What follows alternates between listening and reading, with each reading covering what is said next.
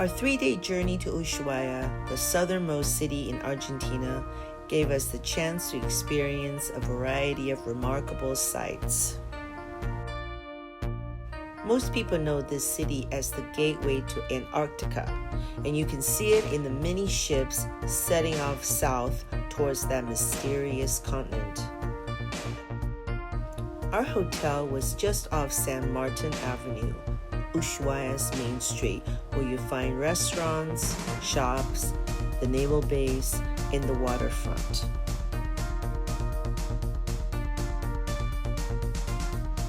Our first stop was the Mirador Camino al Glaciar Marcial, a scenic viewpoint just a few kilometers above the city. From the overlook, you can enjoy sweeping, panoramic views of the Beagle Channel and the surrounding Fuegian Andes.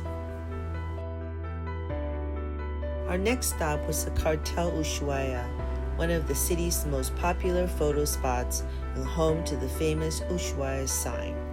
It sits right along the Beagle Channel, and with the mountains in the background, it really feels like you've reached the end of the world.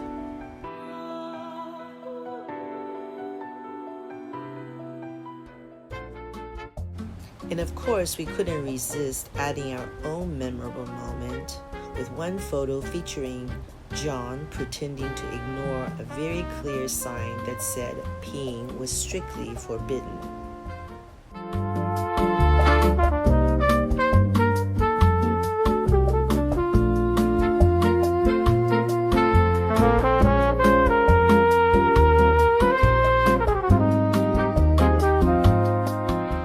Discovered Restaurante Bamboo, a unique spot that blends Chinese cuisine with an Argentine paella and even king crab. The food was delicious and a welcome break from traditional Argentinian fare. One of the highlights in this region is a quiet little village called Puerto El Manza. It has just a handful of homes, a few small restaurants, and absolutely no crowds. Sitting right along the Beagle Channel, it's surrounded by snowy mountains, a wild, rugged coastline, and sweeping views across the water towards Chile. It truly feels untouched, the kind of place where everything slows down and nature completely takes over. At the Mirador Paso Garibaldi, it was so windy that we only stayed for a few seconds. The highlight of Ushuaia is undoubtedly the Tierra del Fuego National Park. It's one of the rare places in the world where mountains, forests, peat bogs, and coastline all meet the sea. The landscape feels raw, quiet, and just a little wild, exactly what you'd imagine at the end of the world. What makes it truly unique is how it stretches from the Andes all the way down to the Beagle Channel, blending mountain peaks, glacial valleys, and subantarctic forests into one seamless landscape. Even though we arrived by bus, it still felt surprisingly untouched compared to more famous national parks. The beauty here is so striking that it caught me off guard. It's the kind of place that stirs something deeper, making me feel unexpectedly emotional, like I had found my own version of the happiest place on earth.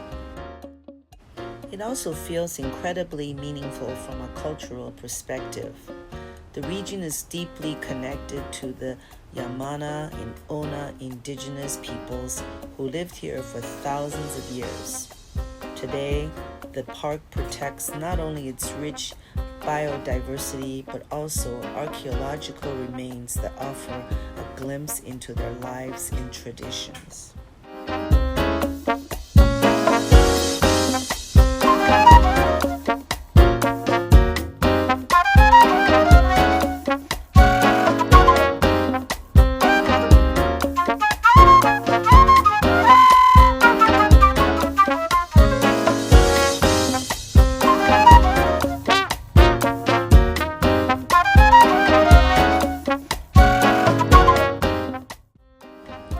Long before this became a national park, this land had a very different purpose.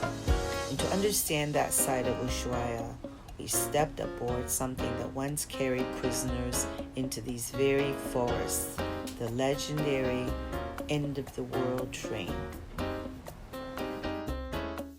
As we climb aboard the end-of-the-world train, it quickly became clear that this wasn't just a scenic ride. It's a journey into Ushuaia's past. Originally built to transport prisoners from the old penal colony, the railway once carried inmates deep into the forests to cut timber under some of the harshest conditions imaginable. Today, the experience is much more comfortable, but the route hasn't changed. The train still follows the same path along the Pipo River, passing through the dense subantarctic forest in areas where you can still see the marks left behind by those early labor camps.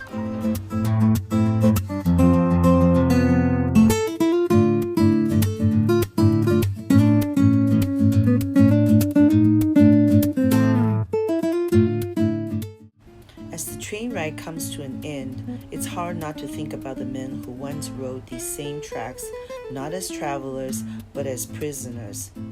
Ushuaia itself was originally built around a remote penal colony, where inmates were sent to live and work at the very edge of the world, isolated by mountains, sea, and unforgiving weather.